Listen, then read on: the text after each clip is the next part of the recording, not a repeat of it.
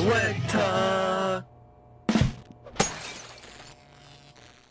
Hey everybody, how's it going? So, a few days ago, Rockstar Games acquired a brand new studio, Games Deluxe. They did a pretty good job at updating GTA Definitive Edition, so right now there's a little bit of hype going on in the community. If they can help fix GTA Definitive Edition, then why not bring them into the Rockstar fold? It makes perfect sense. Shortly following this, however, it came to light that Brendan McNamara, yes, the head of Team Bondi, responsible for LA Noire, has been hired as the head of Games Deluxe, and now renamed Rockstar Australia. McNamara has a terrible reputation in the video game industry for not being very nice to his staff. Initially, during LA Noire's development, they had about 100 employees in 2004, and over the next 7 years, they ended up losing so many people that they eventually had 35 left.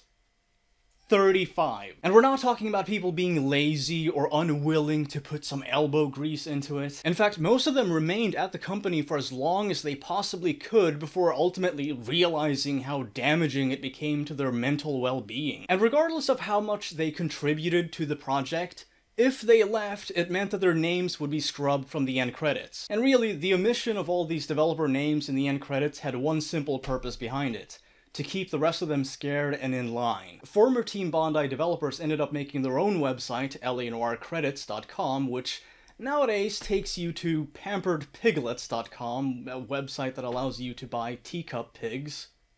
Okay. Back in 2011, however, this website provided a hefty list of names that really should have been included in the game's end credits in the first place. McNamara for a long time had a very dismissive attitude of, if you can't take the heat, get out of the kitchen. Sure, but if the kitchen has been set on fire by the head chef, then you can't really blame the rest of the staff for not just gritting their teeth and dealing with it. If you end up bleeding employees, which Team Bondi did, then maybe your leadership isn't all that. It even got to the extent that Rockstar cut ties with Team Bondi immediately following the release of LA Noire. I can only begin to imagine the conversations the developers over at Rockstar Australia are having right now. Brendan McNamara is out there. He can't be bargained with. He can't be reasoned with. He doesn't feel pity or remorse or fear. And he absolutely will not stop ever until you are dead. Okay, maybe that's a bit excessive, but still. Now, some of you might think, well, SWEGTA, it's been a long time. Why not give him another chance? And to that, I ask you, why not give anybody else a chance? Why go back to working with someone who you for a fact know has treated many of his employees like complete trash in the past? I refuse to believe that Rockstar had no knowledge of what was going on behind the scenes, and I refuse to believe that they're unaware of McNamara's past, as well as the risk that he poses to the well-being of the staff at Rockstar Australia right now. I think they should have gone with somebody, oh, I don't know, good. You want to see a video game director with actual Rockstar attitude? Look. Okay, can you swear here? Can you swear? Okay. Fuck the Oscars, you know? Fuck the Oscars! Fuck you! I'll tell you! This is bullshit! Look. I always loved how Keely's in the back, like, no, this is a highly corporatized event. Meanwhile, Josef Fares is just like, yeah, you suck. Josef Fares is somebody with a genuine passion for video games who calls out the shady nature of microtransactions, and oh my god, this is why he's never going to be employed by Rockstar Games or any of their subsidiaries. I just realized. Shit. Yeah, they make way too much profit from selling shark cards, so that collaboration is never gonna happen. I'm a passionate man. Nobody will ever, even if I do AAA, this is an independent game, but even if I do that, it will always be the game I want it to be. You know, I'm not one for patriotism, but I'm not gonna lie. Josef Fares being as upfront as he is makes me feel at least an ounce of Swedish pride. It's like, yeah, I live in the same general region as him. And that's awesome. And before you ask, how do you even know that Josef Fares is a nice guy, Sweg? I mean, come on, do you know him?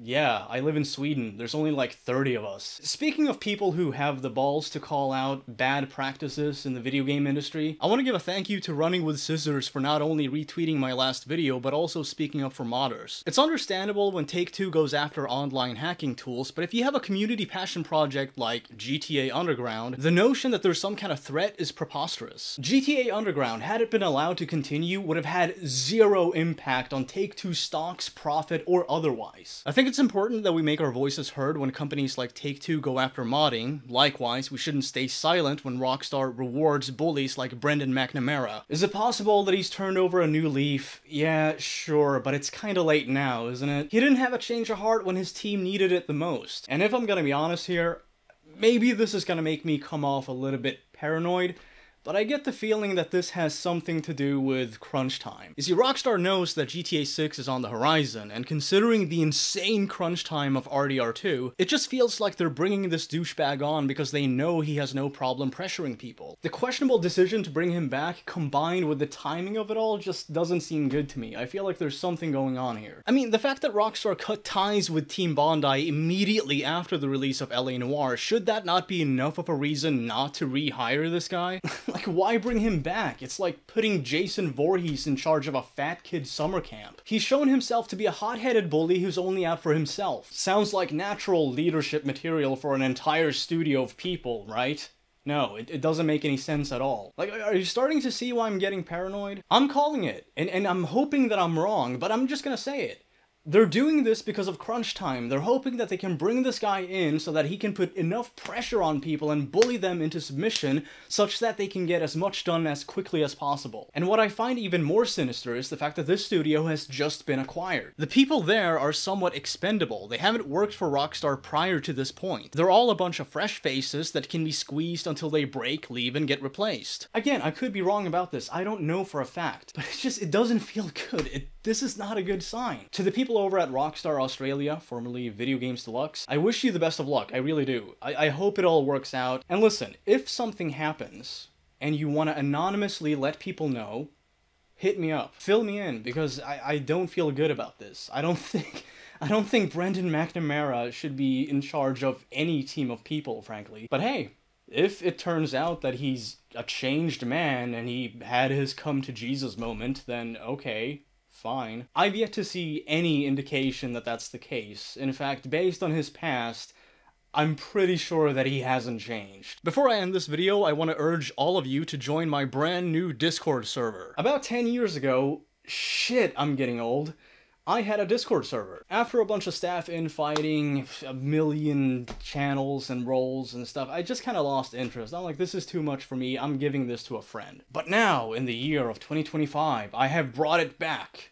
Well, I made a new one, but yes, the SWEGTALK Discord is back. And this time, we're gonna keep it simple. We're not gonna have 1,000 different roles and channels. We're not gonna have a bunch of stupid staff drama. We're gonna keep the staff team small and professional. And we are also gonna listen closely to feedback. And by the way, it is 18+. No exceptions. Click the link in the pinned comment below and join today. Anyway, that's it for this video. You folks, as always, stay classy. Peace.